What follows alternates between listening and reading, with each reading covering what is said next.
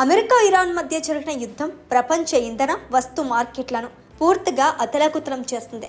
April నెలలో యుద్ధం పీక్స్లో ఉన్న సమయంలో పెరిగిన చమురు, గ్యాస్ ధరల నుండి తమ దేశ ప్రజలను, వ్యాపారాలను రక్షించుకోవటానికి భారత్ సహా అనేక అభివృద్ధి చెందుతున్న దేశాలు భారీగా రాయితీలు, పన్ను కోతలు, ధరల పరిమితులను విధించాయి. అయితే తాత్కాలిక ఉపశమనం కోసం తీసుకున్న ఈ నిర్ణయాల వల్ల ఆయా దేశాల ప్రభుత్వాలపై ఊహించని స్థాయిలో ఆర్థిక మూల్యం, భారీ ఖజానా భారం పడింది. యుద్ధం ఆగిపోయినా ఆయా దేశాల ఆర్థిక వ్యవస్థలకు తగిలిన దెబ్బలు మాత్రం ఇంకా పచ్చిగానే ఉన్నాయి.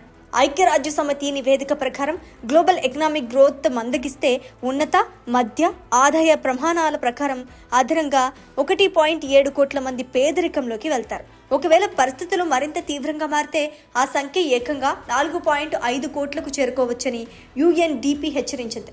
ఇందుకు ప్రధాన కారణం ఇంధన రాయితీల భారం అడ్డు అదుపు లేకుండా పెరిగిపోవడమే. కార్బన్ ఆధారిత శిలాజ ఇంధన రాయితీలు ఈ 2026 నాటికి $1 ట్రిలియన్ మించిపోతాయని అంచనా. ఒకవేళ అంతర్జాతీయంగా చమురు ధరలు మళ్లీ బ్యారెల్కు $110 చేరితే ఈ సబ్సిడీల భారం ఏకంగా $1.43 ట్రిలియన్ చేరుకుంటోంది. దీనివల్ల ముఖ్యంగా తూర్పు ఆసియా దేశాలపై తీవ్రమైన ఆర్థిక భారం పడుతోంది. మరోవైపు ఆఫ్రికా ఖండంలో పరిస్థితి మరింత దయనీయంగా మారే సూచనలు కనిపిస్తున్నాయి. ఇరాన్ అమెరికా యుద్ధం కారణంగా ఎరువుల సరఫరా గొలుసుకు తీవ్ర అంతరాయం కలిగింది. దీనివల్ల 2026 చివరి నాటికి ఎరువుల ధరలు ఏకంగా 31% పెరుగుతాయని ప్రపంచ బ్యాంకు అంచనా వేసింది. ఎరువుల ధరలు పెరిగితే ఆటోమేటిక్గా రైతుల ఆదాయాలు పడిపోతాయి. భవిష్యత్తులో పంట దిగుబడులు దారుణంగా దెబ్బతింటాయి.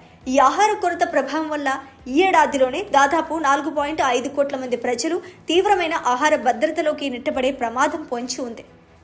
అన్నిటికంటే ఆందోళనకరమైన విషయం ఏంటంటే ప్రపంచంలోని అత్యంత పేద దేశాలలో దాదాపు సగం దేశాలు ఇప్పటికే అప్పుల ఊబిలో కూరుకుపోయాయి.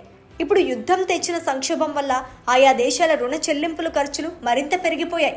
ఫారెక్స్ నిల్వలు, ఆర్థిక వనరులు తగ్గిపోవడంతో పేద దేశాల ప్రభుత్వాలు ప్రజల ఆరోగ్యం, విద్య, మౌలిక సదుపాయాల కోసం కేటాయించాల్సిన నిధులను మళ్లించాల్సి వస్తోంది. ఈ దారుణమైన పరిస్థితి నుండి బలహీన దేశాలను రక్షించాలన్నా, గత 10 ఏళ్లుగా సాధించిన అభివృద్ధిని కాపాడుకోవాలన్నా అంతర్జాతీయ సంస్థల నుండి నిరంతర బహుపాక్షిక మద్దతు అత్యవసరమని నిపుణులు హెచ్చరిస్తున్నారు. తుపాకుల మూత ఆగినా ఈ ఆర్థిక యుద్ధం సామాన్యుణ్ణి కోలుకోకుండా చేసేలా ఉంది.